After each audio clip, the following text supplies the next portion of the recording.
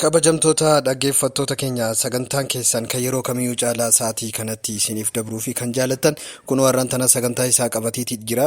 Maayee guyyaa sagantaa irraa kanarratti dubartiin eenyu mata duree jedhu irratti sagantaa qopheeffanneeti jira. Hanga xumura sagantaa keenyatti nu waliin tura. Su'aad Muktaar waan qopheeffattee qabdii isitti isin dabarsiitiin xumura sagantaa akka wal agarru ta'a. Hanga xumura sagantaa keenyatti immoo yoo chaanaalii kanaaf haaraa taatan diimaa achi jala jiru santuquudhaan akkasumas dawwalii qabu santuquudhaan odeeffannoo fi sagantaaleen keenya kan asirraan dabru yeroodhaan sa'aatii ati yaaddeettii fi sa'aatii isin barbaachisu isin bira ga'uudhaan odeeffannoo barbaachuu irraa argachuu akka dandeessaniif saabskiraayib gochuun akka nu cinaa dhaabbatan isin affeerra. Hanga xumura sagantaa keenyatti nu waliin tura. Su'aad Muktaariifiin istiidiyoo gadhiisa.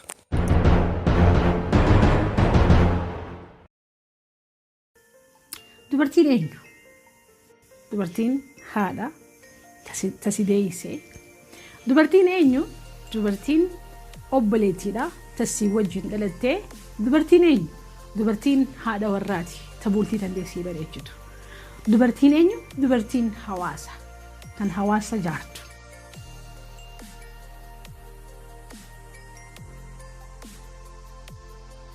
Ashamaa harka fuunee daawwattoota keenya bakka jirtan marattuu nagayaa fi rahmata rabbii isinirratti haa jiraatu jecha.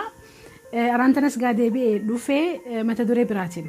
Mata dureen teenya araantanaa xiqqashoo jechuun adda maaliif dubartoota irratti xiyyeeffatti. Dubartiin eenyu?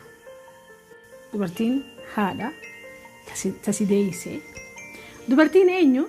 Dubartiin obboleettiidha. Tasii wajjin dhalattee. Dubartiin eenyu? Dubartiin haadha warraati. Tabuultii dandeessii bareechitu. Dubartiin eenyu? Dubartiin hawaasa. Kan hawaasa jaartu.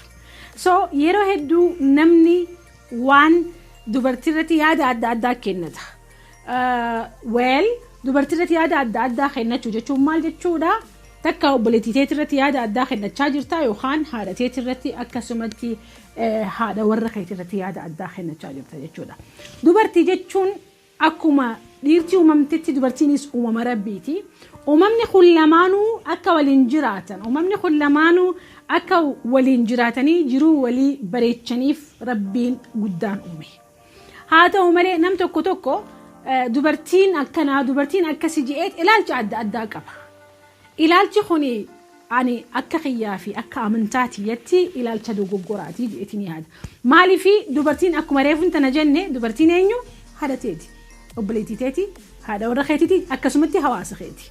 So hawaasni dubartiidhaaf bakka guddoo qabu, hawaasni dubartiidhaaf kabajaa qabu, hawaasni dubartii barsiisuu irratti xiyyeeffatu, hawaasni dubartummaan alatti hawaasni biraa bakka takka illee dhaquu akka hin dandeenye yoon fi amanneen alatti dubartii kophatti dhiisnee kophaa dhiirti qofti yoo ceete akkasumatti dubartiinis dhiira dhiistee kophaa yoo ceete hawaasa kara tokkoon lamshaawaa tahaa jechuudha. So dubartiin tunigaa akkuma uumatti barachuu qabdi, akkuma uumatti isinis hoggansaaf qophaa'uu qabdi.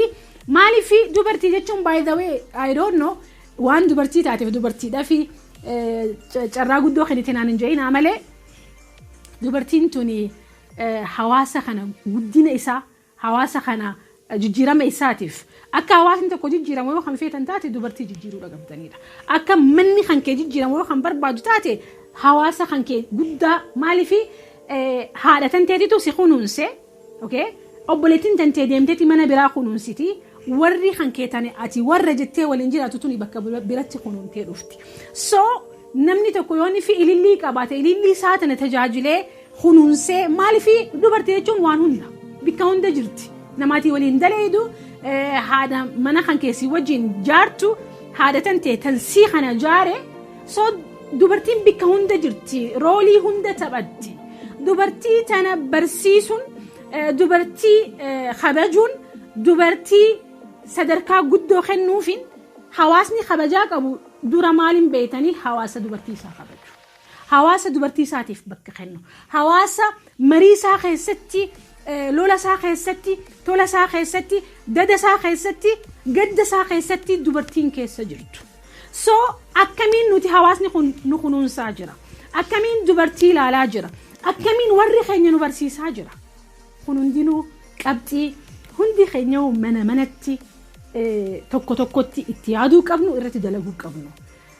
Of course dubartiinis akka ati bakka guddoo qabdu akka ati hawaasa kana siitu jaara akka taate ni beektaa if jaarutti jirta. Maaliif dubartiin fakkeenya fogguunii fi garaa qabdu yeroo dheertuudha mana teessaa yeroo tanteessan akkamitti fayyadamutti jirti. Ati haadhaaf haadhummaadhaaf qopheessite maaliif shoorri ati taphattu hawaasummaa keessatti bakka bakkatti weel dhiirti abbaa ta'ullee garatti hin qabatu. Tan ji'a 9 garatti qabattee irratti dhukkubsattee irratti aarsaa kafaltee ilmoo tana deessu dubartiidha. Akka sanitti haadha qofaa miti ilmoo tana kunuunsuu keessatti ilmoo tana guddisuu fi hegaree isaa ijaaruu keessatti shoora guddaa tan taphattu haadha. San qofaa miti ilmaan kan kee kun sirnaan barnoota harkachuu isaaniitii fi waan baratan akka isaan qayyabatan godhuun sirraa'i.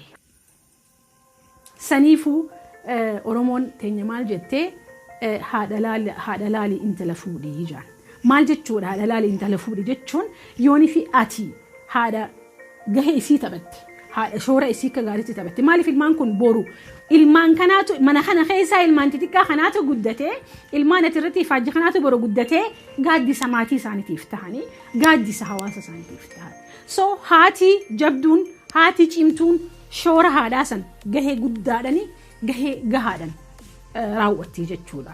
Akkasumatti gahee haadha warrummaa qabdi. Abbaa warra kan keetii saniif ati gaaddisa isaati. Abbaa warra kan keetiitiif ati kabajaa isaati. Abbaa warra kan keetii jiru tanteeti. So shoorri ati haadhummaa irratti taphattuu fi shoorri ati haadha warraa ta'uu irratti taphattuu fi shoorri ati akkasumatti ilmoo warra keessanii ta'uu irratti taphachaa jirtu shoora bakka. San qofaa miti yes ati haadha fi abbaa kan keetiif ilmoodha. So hundi keenyaa'u shoora adda addaa akka qabnu beeyne yes responsibility waan dandeenyuuf rabbiinis dubartii godhee nu uume dubartummaa keenyan boonnee dubartummaa teenya tana maximize goone hawaasa keenya waan nurraa eegu maaliif an intala haadha tiyyaati okay haadha ilmaan kiyyaati akkasumatti haadha warra abbaa warra kiyyaati akkasumatti obboleeyyan kiyyaati you see shoora adda addaatiin qaba akkasumatti intala hawaasa kanaati. So hawaasnis waan irraa fedhu qaba jechuudha. Waan gaheen nan qabu baalaansii godhuu yooniif hin dandeenye dubartummaan abaaramaa teessii jechuudha. Dubartummaan abaaramuu hin qabdu feelaritii xiyyarratti yookaan rakkina xiyyatti. Rakkina xiyya beekee rakkina xiyya cimsadhee yeroon hin qabutti fayyadamee fakkeenyaaf yeroo hedduun beeytanii baay'ee yeroo warroonni yeroo irratti taphattu hedduun nuyi dubartiidha. Maaliif teenye haasawinaa mana rifeensaa dhayne sa'a hedduudha teenye haasawinaa saahiboota keenya biratti bilbilee sa'a dheertuu haasawinaa. So hummaan nu godhaa dhufe akka nuti oomishne ilmaan oomishnuu fi hawaasa oomishnu kanarratti xiyyeeffannee akka nuti shoora keenya gaheedhan hin geggeessine nu godhaa jira obboleeyyan kiyya. Of course obboleeyyan kiyya shamarraniitiin baana warri na dhaggeeffatan shamarran qofaa miti maaliif isinis akkasumatti shoora adda addaa qabdani. So yeroo mana rifeensaa deemtee maal qabattee deemta?